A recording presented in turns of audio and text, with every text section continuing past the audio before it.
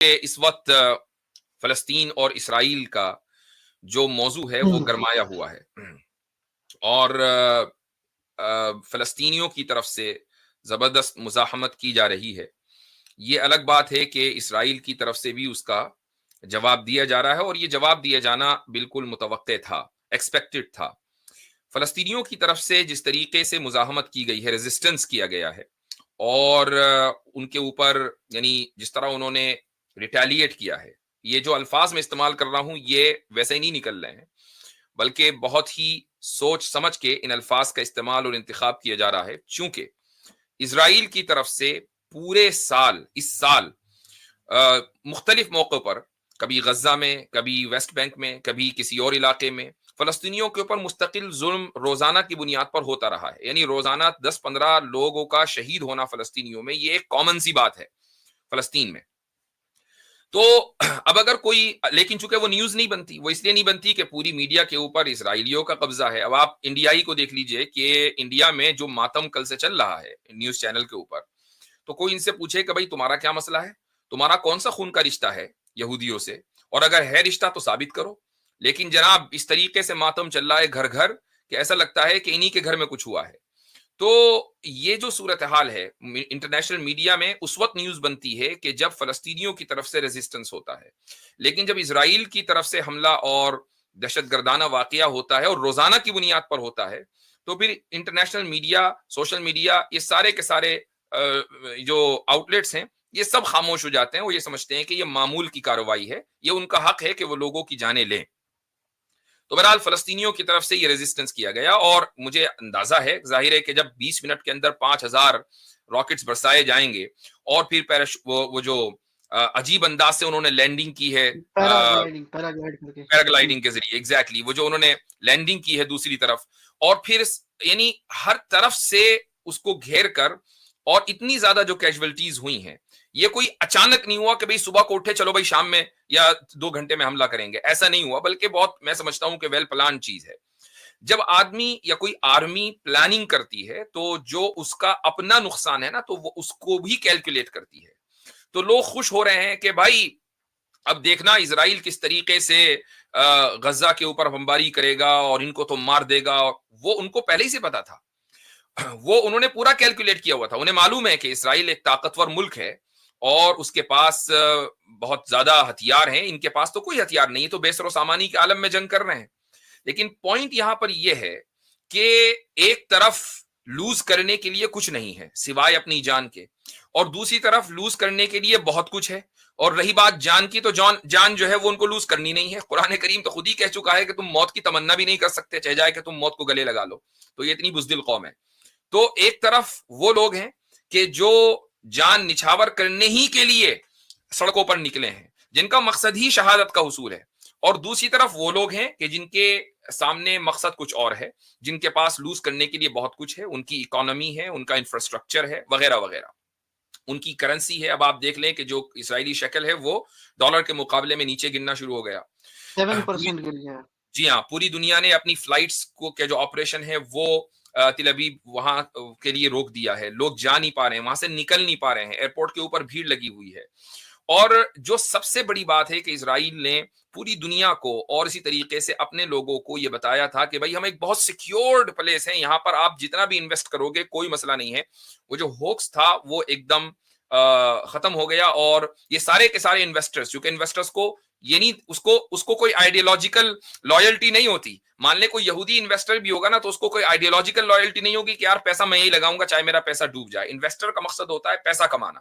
تو جب اس کو لگے گا کہ میرا پیسہ ڈوب رہا ہے اور ڈوبے گا، چونکہ یہ جگہ محفوظ نہیں ہے، تو وہ اپنا انویسٹمنٹ نکال لے گا. تو لوز کرنے کے لیے اسرائیل کے پاس بہت کچھ ہے، فلسطینیوں کے پاس کچھ نہیں ہے. تو اگر ان کے پورے علاقے کو مسمار کر کے ان کے سارے لوگوں کو بھی ختم کر دیا جائے تو وہ تب بھی ونر ہیں، وہ تب بھی جیت گئے. تو اس پر خوشی نہ منائی جائے، ان اسلاموفوبس کو میں کہہ رہا ہوں کہ اس پر خوشی نہ منائی جائے کہ جناب اسرائیل اب ریٹیلیٹ کرے گا اور کر رہا ہے اور اتنے مار دیے. چونکہ جب ایک کمزور پارٹی ہوتی ہے اور اس کے مقابلے میں بہت مضبوط آرمی ہوتی ہے، تو اس مضبوط آرمی کو چیلنج دے دینا ہی اور اس کو بیک فٹ پہ کر دینا ہی کمزور آرمی کی سب سے بڑی جیت ہوتی ہے. تو اگر آپ یہ کہیں کہ نہیں جی یعنی اسرائیل تو اس طریقے سے مارے گا اور وہ مارے گا تو یہ اس کی جیت ہوگی، تو میں تمام انڈین سے اس وقت پوچھ رہا ہوں، چاہے وہ ہندو ہو یا مسلمان ہو، کہ جب آزادی کی جنگ چل رہی تھی تو کیا آپ کے یا آپ کے بڑوں کے ذہن میں یہی نیریٹو تھا کہ بھائی برٹش آرمی جو ہے وہ تو بہت مضبوط ہے، پوری حکومت ان کے پاس ہے، گورنمنٹ ان کی ہے، عدالت ان کی ہے، تو ہم ان کے خلاف کیسے کھڑے ہوں؟ اگر ہم نے ریٹیلیٹ کیا اور ہم نے طاقت کا استعمال کیا تو وہ تو ہمیں بھون دیں گے۔ اور ایسا ہوا بھی، ایسا نہیں ہے کہ ایک ہی جنگ کے اندر انڈیا کو حاصل کر لیا گیا، اس کو آزادی دلا دی گئی، بلکہ کتنے لوگوں نے اپنی جان کی قربانی دی ہے، اس میں مسلمان بھی ہیں، ہندو بھی ہیں، سکھ بھی ہیں، ہر مذہب کے لوگ ہیں۔ تو لوگوں نے جان کی پرواہ نہیں کی، چونکہ ان کے پاس کھونے کے لیے کچھ نہیں تھا سوائے اپنی جان کے۔ اور اس کے بعد یہ جو آزادی کی جنگ چلی ہے اور 100 سال سے زائد عرصے تک چلی ہے، تب جا کر پھر آزادی ممکن ہوئی۔ اور ساری دنیا کے جتنے بھی مقبوضہ علاقے ہیں ان کا یہی حال ہے کہ جب قابض ظالم قبضہ کرتا ہے تو مقبوض جو علاقہ ہے وہاں کے باشندے یہ نہیں دیکھتے کہ ہمارے پاس ہتھیار ہے یا نہیں، وہ یہ دیکھتے ہیں کہ ہمارے پاس لوز کرنے کے لیے کچھ ہے نہیں۔ اب یا تو ہم اسی طریقے سے قید کی زندگی گزارتے رہیں اور اسی طریقے سے ہم مر جائیں اور ہماری عورتوں کو روزانہ کی بنیاد پر اٹھایا جاتا رہے، اور ہمارے بچوں کو جو کہ ابھی بالغ نہیں ہوئے ہیں، 9 سال کے ہیں، 10 سال کے ہیں، ان بچوں کو 10 15 سال کے لیے جیلوں میں ڈال دیا جائے۔ ہزاروں بچے غزہ کے اس وقت اسرائیل کی جیلوں کے اندر بند ہیں، لیکن دنیا خاموش ہے، کسی نے کچھ نہیں کہا۔ لیکن ذرا سی کچھ ویڈیو، ظاہر ہے کہ جب بمباری ہوگی اور گولی باری ہوگی تو اس میں جو معصوم لوگ ہیں وہ بھی، جو سویلینز ہیں وہ بھی اس کی زد میں آئیں گے۔ تو اب ان کی فوٹوز پوری دنیا میں سوشل میڈیا پر وائرل ہو رہی ہیں کہ دیکھیں جناب فلسطینی جو ہیں وہ کتنے زیادہ کٹر ہوتے ہیں اور کتنے زیادہ خطرناک ہیں کہ وہ بچوں کو نہیں چھوڑ رہے ہیں۔ بھائی جو حرکتیں آپ گزشتہ 70-80 سال سے کرتے آ رہے ہو فلسطینیوں کے ساتھ، انہوں نے اگر ایک دن میں، اور وہ بھی دونوں طرف سے گولہ باری ہو رہی ہے، اس میں اگر کچھ بچے اور کچھ عورتیں گولیوں کی زد میں آ گئے تو اس میں کیا کیا جا سکتا ہے؟ کیا یوکرین کے اندر ایسا نہیں ہو رہا ہے کہ رشیا جب یوکرین کے اوپر بمباری کرتا ہے، یا یوکرینین جب رشینز کے اوپر بمباری کرتے ہیں یا گولی باری کرتے ہیں تو اس کے اندر بہت سارے سویلینز میں آتے ہیں؟ کیا امریکہ نے افغانستان کے اوپر جب حملہ کیا تو سویلینز کو نہیں مارا؟ عراق کے اوپر حملہ ہوا تو سویلینز کو نہیں مارا؟ اسرائیل جب اٹیک کرتا ہے غزہ کے اوپر تو کیا صرف القسام کے اور حماس کے جو لڑاکے ہیں وہ مرتے ہیں؟ بلکہ اس میں سویلینز کی زیادہ شہادت ہوتی ہے، اس میں بچے زیادہ جاتے ہیں، اس میں عورتیں زیادہ جاتی ہیں، لیکن اس وقت کسی کے آنکھ میں آنسو نہیں آتا اور کسی کی زبان نہیں کھلتی۔ تو یہ جو طریقہ ہے، یہ جو ڈبل اسٹینڈرڈ ہے پوری دنیا کا، اس ڈبل اسٹینڈرڈ کو آئینہ دکھانے کی ضرورت ہے۔ اور رہی یہ بات کہ جو انڈیا کے جو اسلامو فوبز ہیں ان کے بارے میں، تو میں نے کل ایک ٹویٹ کی تھی اور میں دوبارہ یہاں پر وہ بات کہنا چاہوں گا کہ for the sake of argument, اگر انڈین مسلمز یہ کہہ رہے ہوتے نا گزشتہ 70 سال سے کہ بھائی تو ہم تو اسرائیل کے ساتھ کھڑے ہیں، میں for the sake of argument کہہ رہا ہوں، تو میں گارنٹی بتا رہا ہوں کہ اس وقت انڈیا کے جو اسلامو فوبز ہیں وہ فلسطینیوں کے ساتھ کھڑے ہوتے، چونکہ ان کا جو حق اور باطل کا جو معیار ہے نا وہ یہ ہے کہ مسلمان کدھر ہے، جدھر مسلمان ہے ہمیں اس کے خلاف جانا ہے۔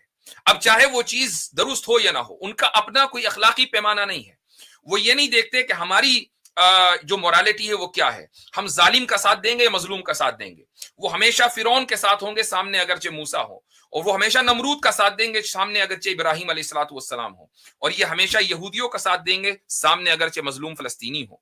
ٹھیک ہے، تو یہ وہ اسلاموفوبیا کے اندر یہ اتنے اندھے ہو چکے ہیں اور اتنے زیادہ بیمار ذہنیت کے ہو چکے ہیں کہ اخلاقیات ان کی مکمل ختم ہو چکی ہے۔ مجھے میرے علاوہ دنیا میں جتنے بھی اس وقت نیوز کو فالو کر رہے ہیں ان سب کے ذہن میں کہیں نہ کہیں یہ بات ہے کہ اسرائیل جب ریٹیلیٹ کرے گا تو ظاہر ہے کہ جو کیجویلٹیز ہیں وہ فلسطینیوں کی طرف زیادہ ہوں گی، چونکہ دنیا جو ہے وہ طاقت کے بلبوتے پر، خدا نے اس دنیا کو ڈیزائن ہی اسی طریقے سے کیا ہے کہ جس کے پاس سبب ہے وہی مسبب کا بھی مالک ہے، یعنی جس کے پاس کاز ہے وہی ایفیکٹ بھی پر بھی اثر انداز ہوتا ہے۔ تو بھائی ہتھیار جس کے پاس ہے تو مارے گا بھی وہی، لیکن بات اس کی یہ ہے کہ لانگ ٹرم میں نقصان کس کا زیادہ ہے اور فلسطینیوں کے پاس لوز کرنے کے لیے کیا ہے۔ تو ان چیزوں کو ذہن میں رکھنا چاہیے، اور سب سے بڑی بات جو پوری دنیا کے مسلمانوں کے لیے ہے وہ یہ ہے کہ ہمیں دعا کرتے رہنا چاہیے مظلوم کے حق میں اور ظالم کے خلاف، یہی ہمارا اخلاقی پیمانہ ہے۔ جی جی صاحب، میں اس میں یہ کہہ رہا تھا کہ جیسے آپ نے بتایا نا ابھی کہ ان کے پاس ویپنز نہیں ہے، لیکن اس میں ایک مشہور کوٹ ہے کہ ہر جنگ صرف جیتنے کے لیے نہیں لڑی جاتی مگر یہ بتانے کے لیے لڑی جاتی ہے کہ ہاں میں وہاں پر تھا۔ تو جی ہاں ابھی جیسے کہ آپ نے بتایا کہ وہ جو بمبارٹمنٹ ہوتی ہے غزہ میں، تو میں لوگوں کو بتا دوں جن کو پتہ نہیں ہے کہ جو غزہ کی جو بمبارٹمنٹس آپ دیکھتے آ رہے ہیں گزشتہ کئی سالوں سے، خاص کر یہ میڈیا میں 2014 سے آیا، تو وہاں پہ آپ جب دیکھتے ہیں نا کہ وہ بمبارٹمنٹس کرتے ہیں بلڈنگز پر، تو اسی کی آج کی ایگزامپل میں دیتا ہوں. ایسا نہیں ہوتا کہ وہ جو ریزسٹنس گروپس ہیں ان کی جو ہے وہ بلڈنگز پہ اٹیک کرتے ہیں، وہ تو خفیہ ہوتی ہیں 99% آف دا ٹائمس. اس وقت آج الجزیرہ میں لائیو جب فوٹیج چل رہی تھی، یعنی جو لائیو کورسپونڈنٹس وہاں کا ایک فیمیل کورسپونڈنٹ تھی جو بات کر رہی تھی، تو غزہ ٹاور جو ہے، یعنی وہ میڈیا ٹاور ہے، ایک بہت 14 سٹوری بلڈنگ تھی، اس کے اوپر اٹیک ہوا اور اس کو ریزہ ریزہ کر دیا گیا. اور اٹیک سے پہلے یہ زبردست بات یہ ہے کہ اٹیک سے پہلے اسرائیل نے 10 منٹ پہلے، اسرائیلی جو آرمی ہے، ایئر فورس ہے، اس نے پہلے ہی لوگوں کو بتا دیا تھا کہ آپ وہاں سے نکلیں.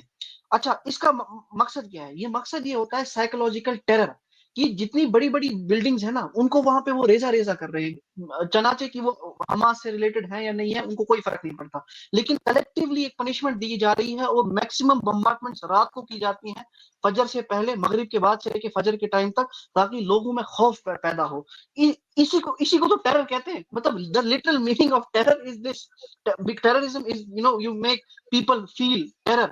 تو یہ ٹیررزم ہے، نہ کہ وہ. اور اس وقت آج سے پہلے تو ہم مفتی صاحب جیسے آپ نے بتایا ہم ایگزامپلس دیتے تھے، کیونکہ میکسیمم جنریشن نے آج کا نہیں دیکھا ہے کہ عراق میں کیا ہوا یا افغانستان میں کیا ہوا یا سیریا میں کیا ہوا.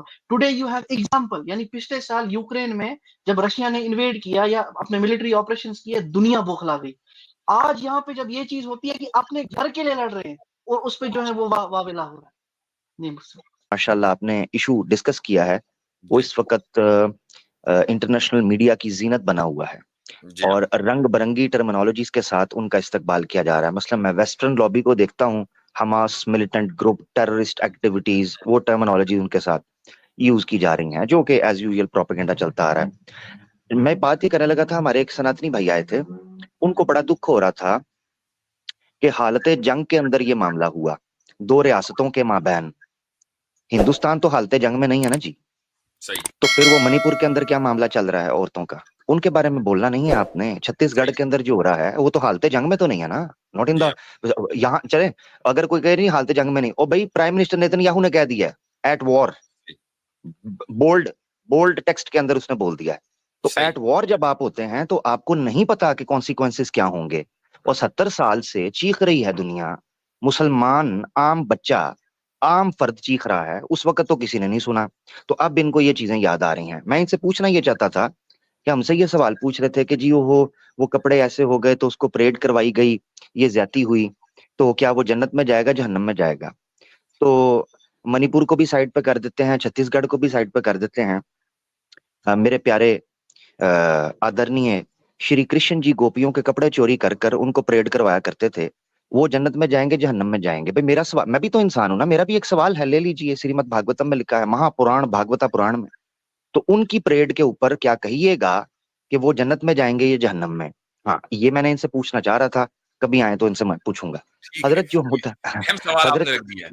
جی جی جی حضرت مدعا جو ہے میں اس پر آ جاتا ہوں جو بڑا امپورٹنٹ ہے. جی جی جس طرح جو آپ نقشہ کھینچ رہے تھے، یا جس طرح وہ جب بھی کوئی جنگ لڑی جاتی ہے، اور ہم یعنی خاص طور پہ ایسے لوگ جو 70-80 سالوں سے حالت جنگ کے اندر، ایک کانفلکٹ کے اندر، ایک ڈسپیوٹ کے اندر چل رہے ہوں، تو ان کی کیلکولیشنز ہوتی ہیں. اور اگر وہ اس لیول پر آ گئے ہیں نا، تو اس کا مطلب یہ ہے کہ وہ سوچ بیٹھے ہوئے ہیں کہ روز موت کا ایک دن معین ہے، نیند کیوں رات بھر نہیں آتی. تو وہ یہ کہہ لیتے ہیں کہ جب ایک دن معین ہے تو پھر کھل کر کھیل لیتے ہیں، پھر کھل کر صحیح کھیلتے ہیں. ایک چیز. دوسری چیز یہ ہے کہ کہہ رہے ہیں جی میں نے اتنی لمبی ہسٹری وہ نہیں، وہ لوگوں کو نہیں پتا. بھائی وقف بورڈ جو موجود ہے وہاں پر جارڈن ایڈمنسٹریشن کے انڈر، 1967 کی وار کے بعد یہ سیٹ کر دیا گیا تھا رول کہ جتنی دیر تک یہ کانفلکٹ چل رہا ہے، بیت المقدس جو ہے، مسجد اقصی ہے، یہ مسلمانوں کے ایڈمنسٹریشن کے انڈر رہے گی. وہاں اسرائیلی پولیس کا کیا کام ہے؟ صحیح. آپ کے گھر کے اندر ایک بندہ گھس نہ جاتا ہے. صرف یہ بلکہ ابھی کچھ دن پہلے یہ ہوا کہ اسرائیل کا ایک وزیر اور وہ اندر گھسا جبکہ اس کے آنے کا کوئی مطلب نہیں تھا، اور باقاعدہ یہودیوں کا ایک گروپ بکرے لے کر بیت المقدس کے کمپلیکس کے اندر آ گیا کہ ہم یہاں ذبح کریں گے. تو جی یہ حرکتیں چل رہی ہیں وہاں پر. مارچ اور اسرائیلی فلیگ کو صورتحال مسجد اقصی کی یہ ہے کہ اگرچہ مسجد اقصی کا ایڈمنسٹریشن جارڈن کی گورنمنٹ کے تحت ہے، لیکن لٹرلی اگر وہ مائکروفون سسٹم بھی بدلنا چاہے تو نہیں بدل سکتے. نہیں بدل سکتے. مفتی بالکل بالکل ٹھیک ہے. صاحب مسلمانوں کا، عامر بھائی مفتی صاحب مسلمانوں کا تو چھوڑے، ہمیں تو سب نے ایسے ہی کیا. پرسوں نکلا ویڈیو، آپ لوگوں نے بھی دیکھا ہوگا کہ آرتھوڈاکس جوز جا رہے تھے اور انہوں نے ننس کو اور باہر جی سے جی کچھ جی کرسچن آئے تھے ان جی کو ہاں تھوکا. اچھا جی ہاں اس کے بعد جب ویڈیو وائرل ہوا تو جو ان کا پولیس منسٹر ہے نا، وہ جرنلسٹ کو یہ کہتا ہے تو اس میں کون سی بڑی بات ہے، یہ تو ہمارا ٹریڈیشن ہے صحیح. کہ کرسچنس کو ہم تھوکتے ہیں. ہاں بالکل. جی. اچھا میں اور کرسچن اتنے بےغیرت ہو چکے ہیں کہ ساتھ میں کھڑے ہیں. ساتھ میں کھڑے جی ہیں. اچھا حضرت ان کی بھی مجبوری یہ ہے کہ معاہدے ہوئے ہیں World War I سے پہلے، وہ تو آپ کو پتا ہے ہسٹری کا. میں ہاں مختصر ایک چیز ضرور رکھنا چاہتا ہوں. جو سناتنی یا جو اسلاموفوبز غلط فہمی کا شکار ہیں تو ان کو یہ ہسٹری پتا ہونی چاہیے، کیونکہ بڑی ریسرچ کی بات کرتے ہیں نا تو یہ نان مسلم ہسٹری میں پوائنٹ آف ویو سے بات کرنے لگا ہوں. ایک ہسٹورین گزرا ہے یہی 20ویں صدی کے اندر، آرتھر کویسٹلر. اس کا ریفرنس بھی آپ نے ایک ویڈیو کے اندر دے چکا تھا، جو کتاب ہے The 13th Tribe Khazar empire and its heritage. یہ PDF کے اندر اویلیبل ہے. ایک یہ کتاب پڑھ لینا جو بندہ، اس کو پتا چل جائے گا کہ World War I سے پہلے پرسائزلی 1890s میں 1897 کے اندر، اس سے بھی زیادہ پرسائز اگر آپ سمجھیں ایئر، تو ایک موومنٹ کریٹ کی جاتی ہے کہ جو جیوز اس پروفیسی کو سمجھتے تھے کہ ہمیں پرومس لینڈ دیا جائے گا، ان کو پتا تھا کہ یہ تب تک پورا نہیں ہوگا جب تک ہم کچھ کرتوت اپنے ٹھیک نہیں کریں گے. بائبل کی پروفیسی کے مطابق اس بجھے ہوئے دیے کو تیل ڈالنے کے لیے ایسے لوگ سامنے آئے جو اوریجنلی اسرائیلی تھے بھی نہیں. صحیح. اب یہ آرتھر کویسٹلر جو ہے اس نے یہ راز فاش کیا The 13th Tribe، اور اس نے نام ان کو 13th Tribe اس لیے دیا کہ یعقوب علیہ السلام کے بیٹے تو تھے کل 12 اور ٹرائبز بننے چاہیے 12، یہ 30 ٹرائب کہاں سے آ گیا 13واں. تو اس نے ایکسپلین کیا کہ بلگیریا اور یعنی بلگرز کے اور بیزنٹین امپائر کے بیچ میں ایک بفر زون تھا جس کو خزر امپائر کہا جاتا تھا، اور یہ بیسیکلی ترکی النسل تھے. بعد میں یعنی سینٹرل یورپ جو بفر زون بنا ہوا تھا اور ناردرن اور ساؤدرن یورپین جو کنٹریز ہیں ان کی آپس میں یلغار چل رہی تھی، یہاں پر اسلام پھیل. اس بفر زون کے اندر خزر امپائر بستی تھی. اس امپائر نے جب دیکھا کہ ایک طرف عیسائی ہیں ایک طرف مسلمان ہیں، اگر ہم مسلمان ہوتے ہیں تو مار پڑتی ہے عیسائیوں سے، اگر عیسائی ہوتے ہیں تو مسلمان ہمارے خلاف ہو جائیں گے. انہوں نے بیچ میں یہ چنا کہ ہم جیو ہو جاتے ہیں. یہ اس ریسرچ اور ہسٹورک ایویڈنس کے ساتھ میں لکھا ہے. اس نے لکھا ہے یہ اشک نازی جیوز ہیں، اشک نازی جیوز، یہ اوریجنل اسرائیلی نہیں ہے. وہ ٹرائب سینٹرل یورپ سے ڈرین ہوتا ہوا ناردرن یورپین کنٹریز میں پہنچتا ہے اور UK میں ایک فائنانس سسٹم قائم کرتا ہے جو کہ پوری فیملی بنتی ہے. اچھا ایک تو یہ کتاب میں نے ریکمینڈ کر دی ہے. دوسری جو ریسرچ پڑھنا چاہتے ہیں نان اسلامک ہے، دوسری کتاب ہے اینڈریو ہچکاک کی. پہلے بھی حضرت آپ کو یاد ہوگا اس کو ریفر کیا تھا میں نے گروپ میں، PDF میں بھیجی تھی، PDF میں مل جائے گی. اینڈریو ہچکاک کی بیسٹ سیلنگ کتاب ہے جو بین ہو گئی. اس کتاب کا نام ہے The Synagogue of Satan، شیطانی کنیسہ. اردو میں بھی چھپ چکی ہے، اسماعیل ساگر صاحب نے ٹرانسلیشن کی، جس نے انگلش میں پڑھیں گے. اس کتاب کے اندر پوری ڈیٹیل سے بیان کیا گیا ہے کس طریقے سے اثر و رسوخ، اور پھر اس میں کرتا دھرتا تھیوڈور ہرزل جو تھا 1897 کے اندر جو جرنلسٹ تھا، فنڈز اکٹھے کر کے یورپین کرسچنز کو یہ یقین دہانی کروائی کہ چرچ سے تمہاری جان چھڑواؤں گا، تم نے یہ کرنا ہے کہ ترکوں کے مقابلے کے اندر ہم فنڈ کریں گے، سلطنت عثمانیہ ٹوٹے گی، اس کا ہمیں یہ رزلٹ ملنا چاہیے کہ ہمیں پرومس لینڈ ملنا چاہیے. بندہ پوچھے پرومس لینڈ تو ملنا تھا اسرائیلیوں کو، نہ تو تم اسرائیلی ہو. اس وقت یہی وجہ ہے کہ آج بھی جو ایجوکیٹڈ جوز ہیں جو ہسٹری سے پڑھتے ہیں، وہ امریکہ میں ہوں، کینیڈا میں ہوں، یورپ میں ہوں، وہ بورڈ آپ کو اس کے خلاف ہے. وہ کہتے ہیں یہ زائنسٹ ہیں. جی ہاں، یہ جوز نہیں ہیں، یہ زائنسٹ ہیں. اسی لیے 1917 کے اندر ایک لیک ہوا تھا paper protocols of the elders of Zion, یہ PDF میں آپ کو مل جائیں گے. ان پروٹوکولز کے اندر بھی لکھا تھا. اچھا ایک بات یہ بھی کی گئی حضرت یہاں پر کہ جی چائنا کو میں کنڈیم اس لیے کر رہا ہوں کہ وہ ایکسپینشن کی تھیوری پر چلتے ہیں. او بھائی elders of the protocols of the elders of the Zion پڑھو، وہ بھی ایکسپینشن پہ چل رہے ہیں. یہ گریٹر اسرائیل کا کانسیپٹ کیا ہے کہ پوری دنیا پر اسرائیل کی حکومت ہوگی، ون ورلڈ آرڈر. تو مقصد کہنے کا یہ ہے کہ اس کو کس طریقے سے یہ ڈیفینڈ کر سکتے ہیں. یہ بیسک چیزیں تھیں جن کو میں سمجھتا تھا ایڈ آن ہو جائیں، اور جو مسلمان یا اسلاموفوبز ہیں وہ دونوں سائڈ کی پکچر پڑھنا چاہتے ہیں وہ پڑھ لیں، ان کو پتا چل جائے گا. 1967 کے بعد حضرت صرف ایک جملہ ایڈ کرنا چاہتا ہوں، 1967 کے بعد کسی طور پر بھی مزید ریٹیلیشن کی، ایگریشن کی یا آپریشن کی ضرورت نہیں تھی اسرائیل کو. اسرائیل نے 1967 کے بعد جو کچھ کیا وہ فیول کرتا ہے. یہی وجہ ہے کہ جو جتنے بھی ممالک چاہے وہ نان اسلامک ہیں جو کہ صورتحال کو صحیح سمجھ رہے ہیں، ان کے جرنلسٹ کے اگر آپ بیان پڑھیں گے وہ کہیں گے کہ اس کا بلیم سیدھا سیدھا اسرائیلی رجیم کو جاتا ہے، کیونکہ جو انہوں نے کرتوت 1967 کا توڑنے، ہیومن رائٹس توڑنے کے بعد کیے، اور جب تک وہ کرتے رہے ہیں یہ ریٹیلیشن اسی طرح اس سے سامنے آنی تھی. یہ سمپل سی بات اور ہے میری طرف سے سر. اس میں 100 بات کی ایک بات ہے عامر مفتی صاحب، وہ یہ کہ اس وقت اسرائیل کی جو پاپولیشن ہے نا، اگر آپ اس کی ڈیموگرافی دیکھیں گے 80 to 70% لوگ جو ہے نا وہ یوروپین جوز ہیں. اور اگر آپ مطلب اچھے سے دیکھیں گے کہ یوروپین مطلب جوز اور یوروپین بنی اسرائیل، اس کا تو کوئی لین دین ہی نہیں ہے. بنی اسرائیل تو ہے ہی کوئی الگ ریس، یعنی وہ کبھی گورے تھے ہی نہیں. یہ تو سارے یوروپین جوز ہیں، یہ تو گورے ہیں.